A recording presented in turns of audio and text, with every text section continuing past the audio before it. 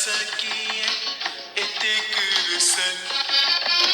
क्षमादान मांगी जगलती बुझल आहा हमरा सकिए एतेक रुसल क्षमादान मांगी जगलती बुझल हमर भावना एहन नहीं छल अहाँके कसूर स्वयं सजा बनल हमर भावना एहन नहीं छल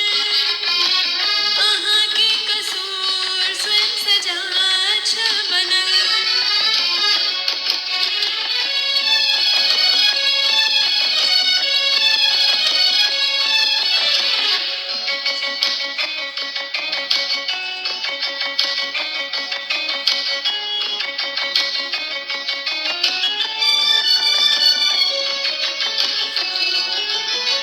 सजे जो सही आई किछु तो मिलल अछि सजा में लगत जेना फूल खिलल अछि सजे जो सही आई किछु तो मिलल अछि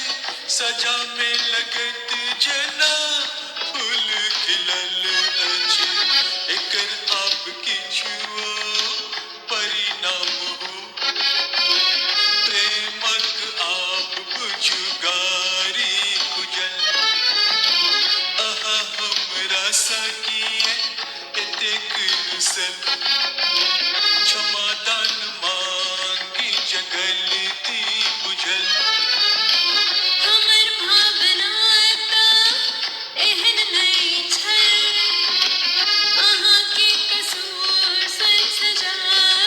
बनल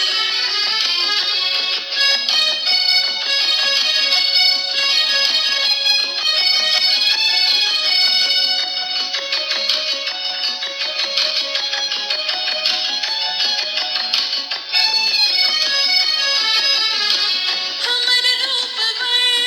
आहा पागल किएक छी हमर मुस्कुराहट सा घायल किएक छी हमर रूप आहा पागल किएक छी हमर मुस्कुराहट सा घायल किएक छी मनाबै के आदत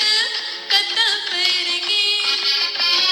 सताबै के नालेज की भागे आहा हमरा सकिए एतेक रुसल क्षमादान मांगी जगलती बुझल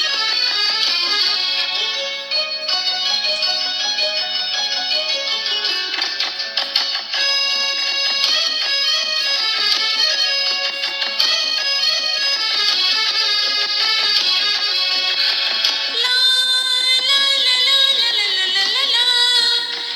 ला ला ला ला ला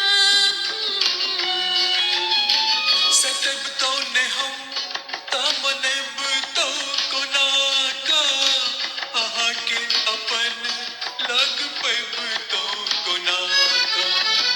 सतब तो ने हम तमनेब तो कोना का आहा के अपन लग पैब तो कोना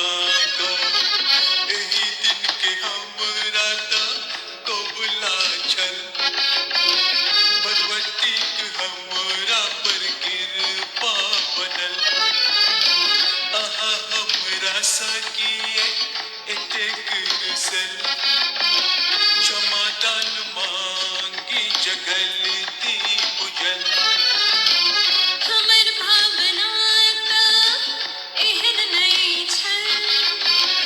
अहाँके कसूर स्वयं सजा बनल ला ला ला ला ला ला ला ला ला ला ला ला ला ला ला ला